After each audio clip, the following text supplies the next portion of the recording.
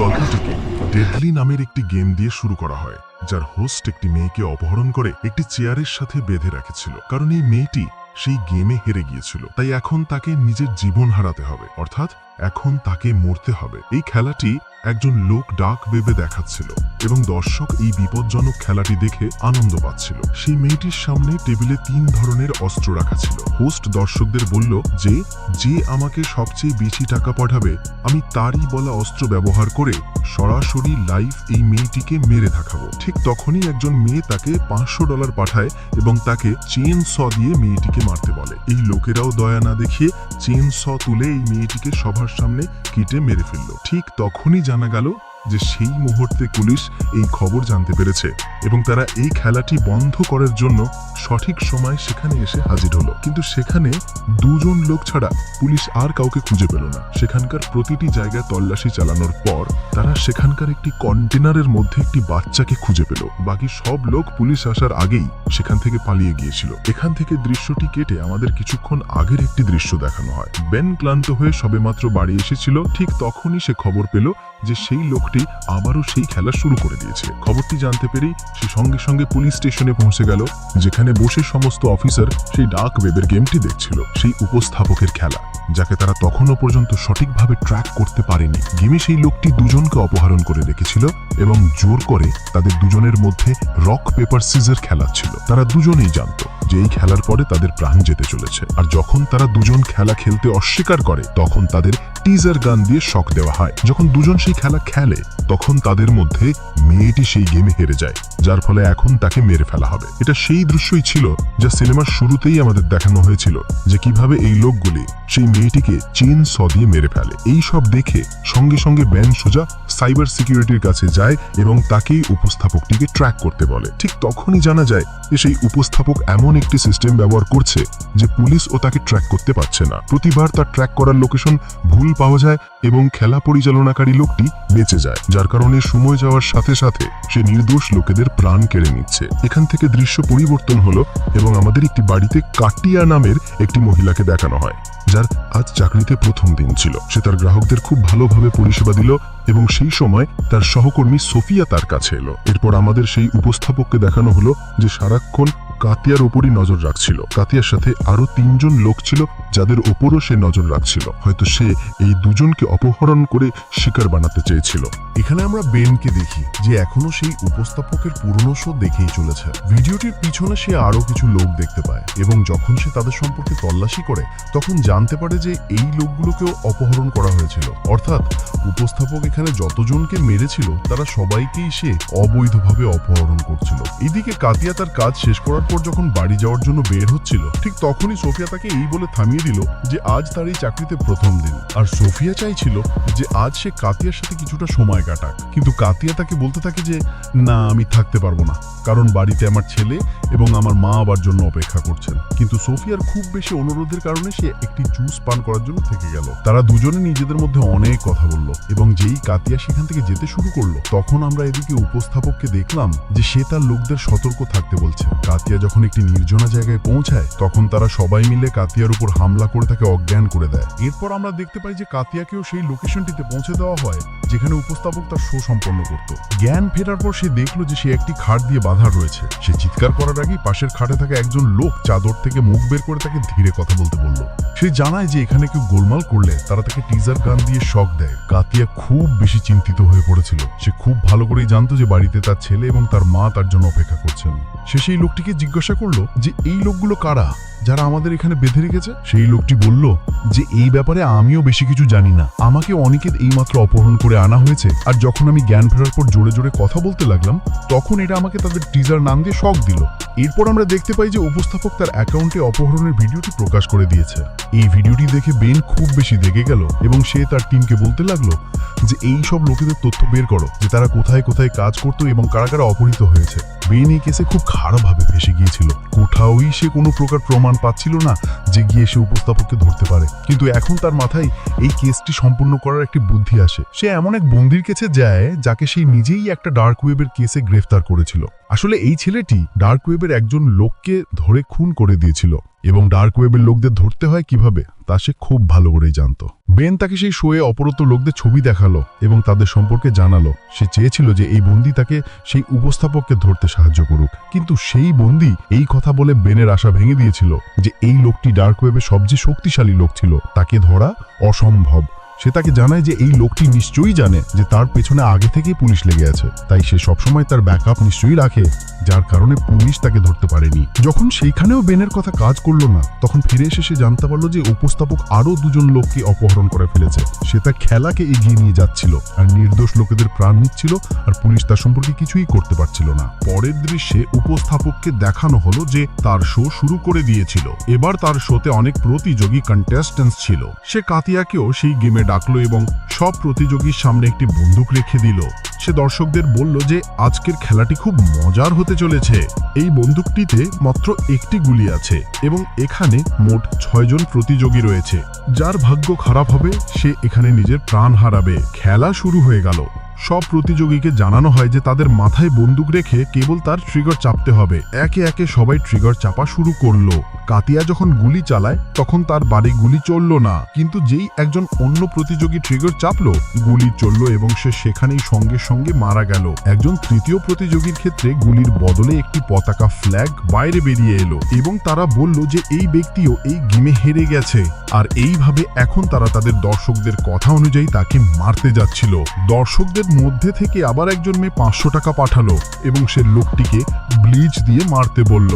যেহেতু সে সবচেয়ে বেশি টাকা দিয়েছিল তাই তার কথা মানা হলো এবং সে লোকটিকে ব্লিচ পান করিয়ে দেওয়া হলো, যার ফলে তার ভেতরে সব অঙ্গ প্রত্যঙ্গ খারাপ হয়ে গেল এবং সে তিল তিল করে মারা গেল। পরের দিন সংবাদপত্রেও দেখানো হলো যে সেই উপস্থাপক কিভাবে লোকেদের মেরে চলেছে, কিন্তু পুলিশ এখনো পর্যন্ত কিছুই করতে পারেনি। আর যখন পুলিশ এটি সমাধান করতে পারছিল না, তাই এই কেসটি এসবিআই এর হাতে তুলে দেওয়া হলো, আর এই বিষয়টি উপস্থাপকও জানতে পারল। উপস্থাপকও প্রতিটি জিনিস খুব মনোযোগ দিয়ে দেখছিল।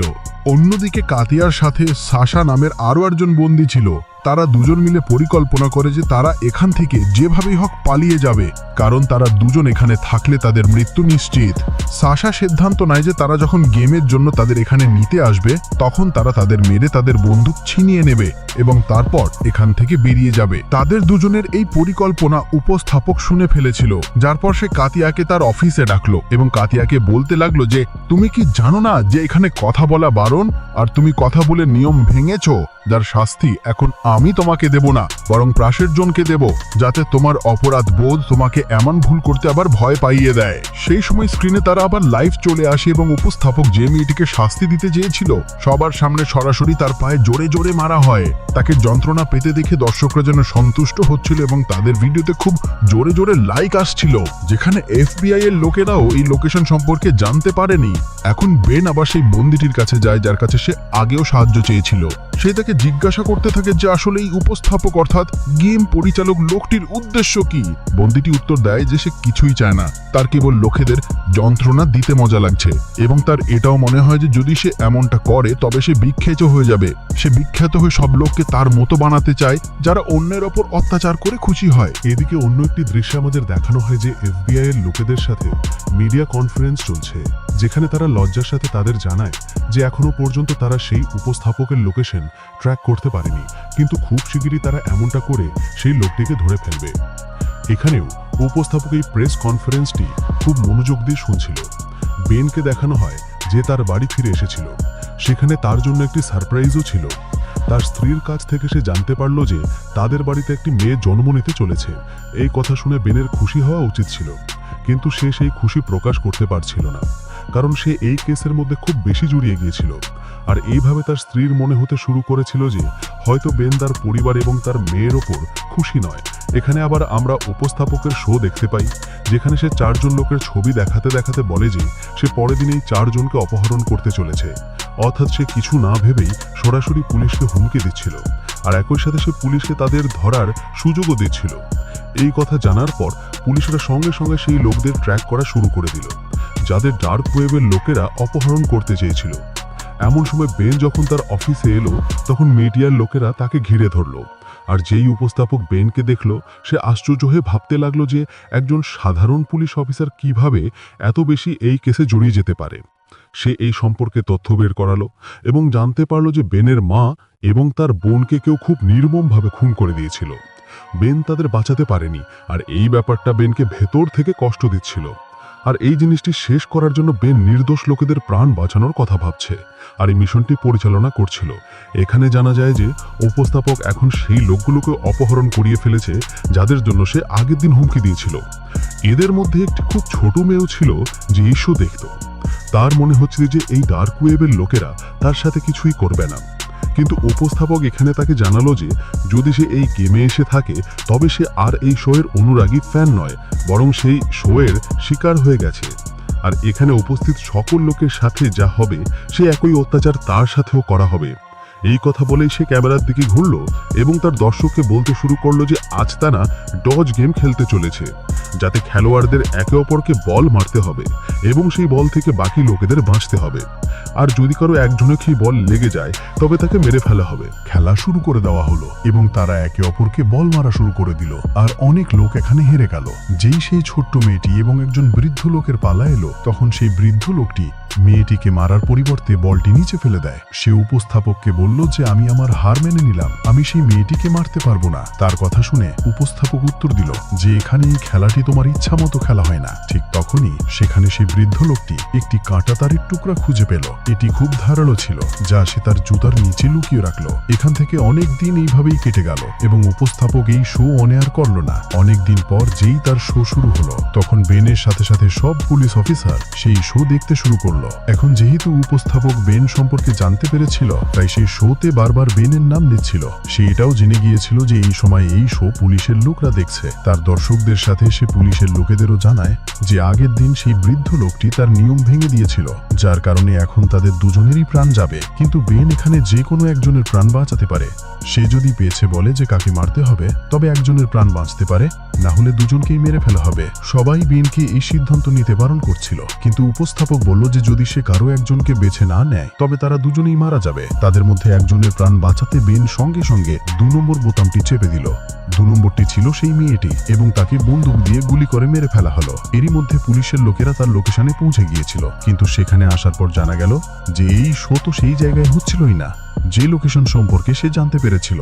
হাসতে হাসতে উপস্থাপকটাকে জানালো যে তোমার সাথে আমি খেলা করছিলাম, তুমি আমার লোকেশন পর্যন্ত পৌঁছে যাবে। আমি এমনটা কখনোই হতে দেব না, তোমাকে সেই ভুল লোকেশনটা আমিই বলেছিলাম। এই কথা বলেই এখানে শো শেষ করে দেয়া হয়। অন্যদিকে আমরা সেই বৃদ্ধ লোকটিকে দেখি যে এখন সেই মেয়েটির মৃত্যুর জন্য নিজেকেই দায়ী মনে করছিল। এই কারণে যে ধারালো তারটি সে তার জুতার মধ্যে লুকিয়ে রেখেছিল, তার মাধ্যমে সে তার শিরা কেটে আত্মহত্যা করে। এখানে যাদের বন্দি করে রাখা হয়েছিল তারা যেই সেই লোকটিকে মারা যেতে দেখলো, তখন তাদের খুব কষ্ট হলো। অন্যদিকে দেখানো হলো যে এখন বেনও দেশ শোকে চলে এসেছিল। সে এখন সেই নির্দোষ মেয়েটির মৃত্যুর জন্য নিজেকেই দায়ী মনে করতে শুরু করেছিল। সে এই অপরাধবোধ থেকে বেরিয়ে আসতে চাইছিল, কিছু করতে চাইছিল। এই কারণে যখন সে অফিসের জন্য বের হতে শুরু করলো, তখন সে তার গেটে একটি পার্সেল পেল। সে জানতো যে পার্সেলটি অন্য কারো নয়, বরং সেই উপস্থাপকেরই হতে পারে, কারণ সে বারবার জোর করে ব্যানকে এই গেমে টেনে আনতে চাইছিল। এইখানে আমরা দেখতে পাই যে উপস্থাপক নিজে কাতিয়ার কাছে এসেছে। সে কাতিয়াকে জানালো যে আজ তোমার মৃত্যুর দিন, যদি তুমি চাও তবে তুমি তোমার ছোট্ট লায়ন অর্থাৎ ছোট্ট সিংহের সাথে কথা বলতে পারো। তার কথা শুনে কাতিয়া অবাক হয়ে গেল, কারণ ছোট্ট লায়ন সে তার ছোট ছেলেকে বলতো। কিন্তু এই কথা উপস্থাপক কিভাবে জানলো? তার মনে পড়ল যে শেষবার সে এই কথা তার সহকর্মীকে বলেছিল। যাই হোক, এখন উপস্থাপক তাকে অন এয়ারে নিয়ে গেল, যেখানে তাকে জিজ্ঞাসা করা হলো যে সে কার কথা মনে করছে। কাতিয়া উত্তর দিল যে সে তার ছেলে এবং তার সহকর্মীর কথা মনে করছে। বেনের তার অতীত মনে পড়ে গেল। বেন তার সম্পর্কে তদন্ত করিয়েছিল, তাতে জানা যায় যে সে তো মাত্র একদিনই চাকরিতে গিয়েছিল। যদি সে তার সহকর্মীর নাম নিয়ে থাকে তবে এর অর্থ হলো এটা বেনের জন্য একটি ইঙ্গিত, অর্থাৎ নিশ্চয়ই তার সহকর্মীও এই সবের মধ্যে জড়িত আছে।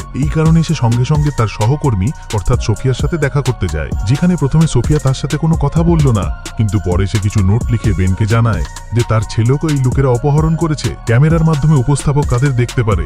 সে কাতিয়ার সাথে যা কিছু করেছে তা করা তার বাধ্যবাধকতা হয়ে গিয়েছিল। বেন তাকে জিজ্ঞাসা করে যে তুমি যখন তোমার ছেলেকে ছাড়াতে গিয়েছিলে তখন তোমার ছেলে কোথায় ছিল? সোফিয়া তাকে সেই জায়গাটি বলে দেয়। দেয়। বেন বুঝতে পারল যে নিশ্চয়ই উপস্থাপক সেখানেই তার শো পরিচালনা করে। কাউকে কিছু না জানিয়ে সেই জায়গায় পৌঁছে গেল। বেন যাবার আগে ব্যাকআপ পুলিশও ডেকে নিয়েছিল। এরই মধ্যে আমাদের শো এর ভেতরে দেখানো হয় যে যখন সব প্রতিযোগী খেলা খেলছিল তখন তাদের বন্দুক দেওয়া হয়েছিল। এবার সব প্রতিযোগী এই সিদ্ধান্ত নিয়েছিল যে এইবার তারা একে অপরকে মারার পরিবর্তে এখানকার সব কর্মী ক্যামেরা তাদের উপর নিয়ন্ত্রণ নেবে এবং তারা ফায়ার করা শুরু করে দিল। জবাবে উপস্থাপকের সিকিউরিটি গার্ডও ফায়ার করলো এবং সেই গুলি বিনিময়ে 2 জন গেমার মারা গেল, কিন্তু 3 জন এখান থেকে পালিয়ে যাওয়ার ভালো চেষ্টা করলো, যার মধ্যে কাতিয়াও ছিল। কাতিয়ার সাথে তার এক সঙ্গী সাশা যখন বাইরে বের হচ্ছিল তখন তাকে একজন গার্ড ধরে ফেললো। কাতিয়া তাকে বাঁচানোর জন্য থামলো, কিন্তু সাশা বলল, তুমি পালাও, তুমি এখান থেকে বেরিয়ে যাও এবং পুলিশকে এখানে লোকেশন সম্পর্কে তথ্য দাও। সে এখান থেকে বের হতে যাচ্ছিল, কিন্তু এরই মধ্যে বেনের সাথে তার ধাক্কা লাগলো। কাতিয়াকে ঘাবড়ে যেতে দেখে সে কাতিয়াকে আশ্বাস দিয়ে বলল যে এখন এখানে ব্যাকআপ পুলিশও চলে আসছে এবং এখন সবকিছু স্বাভাবিক হয়ে যাবে। এরপর সেই কাতিয়াকে কোথাও লুকিয়ে রেখে এগিয়ে যেতে শুরু করলো। উপস্থাপক এই সময় একটি ঘরের ভেতরে বসেছিল। তাকে দেখে উপস্থাপক তাকে বলল যে যদি তোমার সাহস থাকে তবে আমার উপর গুলি চালাও। বেন এখানে একটুও ভাবলো না এবং সঙ্গে সঙ্গে তাকে গুলি করে মেরে ফেললো। তার কাছে গিয়ে যেই সে তার মাস্ক খুললো তখন জানতে পারলো যে এখানে উপস্থাপক তো ছিলই না, বরং তার জায়গায় কোনো নির্দোষ মেয়েকে জালে ফাঁসানো হয়েছিল, যার প্রাণ এখন বেন নিয়ে নিয়েছে। আর উপস্থাপক তার আসার আগেই এখান থেকে বেরিয়ে গিয়েছিল। এই সব সরাসরি লাইভ চলছিল এবং এই জিনিসটি দেখে শোয়ের দর্শকরা হাসতে শুরু করে দিল। আর বেনের খুব বেশি উপহাস হচ্ছিল। কিছুক্ষণ পর এখানে পুলিশ এসে কাটিয়াকে উদ্ধার করে নিল, কিন্তু এখানেও তারা কাউকে খুঁজে পেল না। বাইরে উপস্থাপকের স্ত্রী তার জন্য অপেক্ষা করছিল। উপস্থাপক গাড়িতে বসলো এবং গাড়ি চালিয়ে তার স্ত্রী এখান থেকে কোথাও দূরে চলে গেল। এখানে আমরা জানতে পারলাম যে উপস্থাপকের স্ত্রী আর কেউ নন, বরং সোফিয়াই ছিল। আর সোফিয়াই বেনকে ফাঁসানোর পুরো পরিকল্পনা করেছিল। গল্পের শেষ দৃশ্যে আমাদের উপস্থাপককে আবার দেখানো হয় যে আজ অন এয়ারে এসেছিল। সে সবাইকে জানালো আর পুলিশের জন্য এটি একটি নতুন চ্যালেঞ্জ হয়ে রইল। আর এখানেই এই সিনেমাটি সমাপ্তি ঘটে।